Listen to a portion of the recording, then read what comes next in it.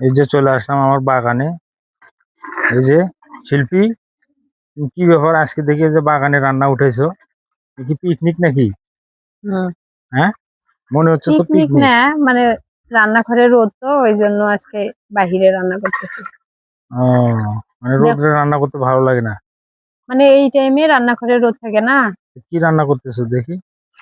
ওই যে সোনালী মুরগি যে কালকে আনলা, সোনালী মুরগি মানে পাকিস্তানি মুরগি? ওগুলাকেই সোনালী মুরগি বলে না। বুঝছি। আর কি ভাত রান্না হয়েছে? এই যে ভাত হয়ে গেছে, ভাত তো হয়ে গেছে। মাটির পাতিলে করে রান্না অবশ্য করছি। ক্ষুধা লাগছে, তা আর কি করবা? আর এই যে বুটের ডাল রান্না করব। বুটের ডাল মানে আগে ভিজায় রাখছো নাকি? ভিজায় আবার সিদ্ধ করে ফ্রিজে রাখছিলে? হুম। তো ডাল হতে তো সময় লাগবে না? হুম। উম, বেশ, এটা মোটামুটি একটা পিকনিকের মতো হয়ে গেছে না?